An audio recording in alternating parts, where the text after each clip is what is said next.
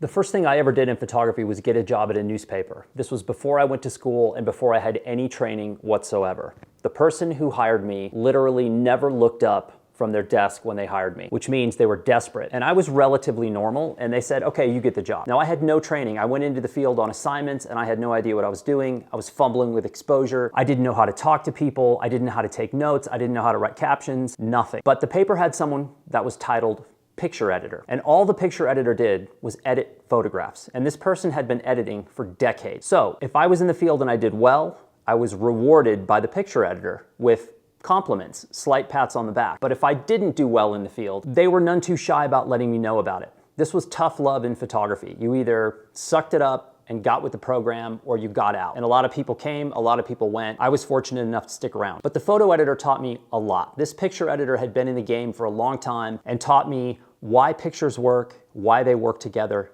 etc. So what I thought would be fun is to take a picture that I think worked and break it down as to why specifically the picture works. Now, the picture that we're gonna look at was made with this camera, which is a Leica M4 and a 35mm lens. This picture was a tiny part of a multi-year project called Man vs. Nature that I photographed all over the world. I did projects in Hawaii, in New York, in Europe, in Latin America, in the States, etc. This picture was made in El Mirage Dry Lake, which is in the California desert, a very strange place filled with strange people and also some really interesting things. And what you're looking at is the land speed record trials, which happens a couple of times a year. There are multitudes of classes, different vehicles, motorcycles, cars, jet cars, etc. People race across the desert to see how fast they can go. It's basically pretty simple. But let me break down why this picture works. Okay, folks, so let's talk about why this picture works in particular. Now, before I start this is my photograph. So if I say something is good or great, take it with a grain of salt. I think this picture works, and I'm about to break down why I think that.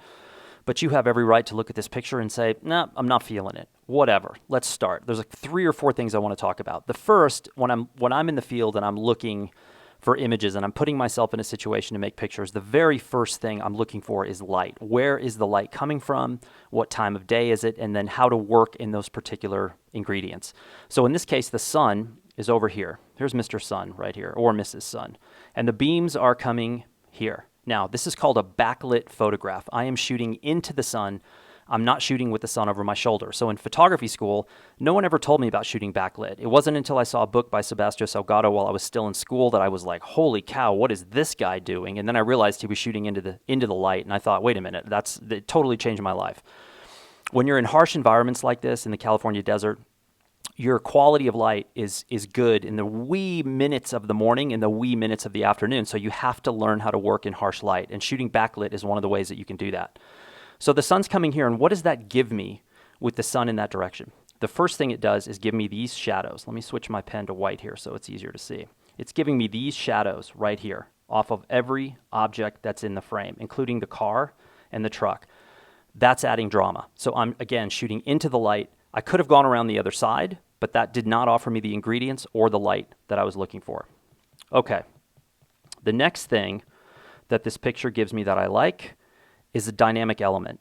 And dynamic elements are diagonal lines inside of a rectangular frame. Now, I've got a bunch of them working here. I've got the first one is the car and the direction it's going, and these lines that are going out into the horizon here. I've also got a second horizontal dynamic element, which is the horizon line. And third, I've got the same shadows coming off. And all of these are leading in this direction. They're all leading your eye as a viewer straight out here, which is exactly what I want you to do. Okay, let me back up here, and there's at least one more thing I like about this. And the last thing I like about this is that I have a foreground right here with these 2 guys. I've got a midground, which is the car, and I've got a background, which is this guy right here and this guy right here. And he's in mid-stride, which means it's a moment. I've caught him frozen. This guy's filming, which is a moment, but they're also placed strategically between this guy and this guy.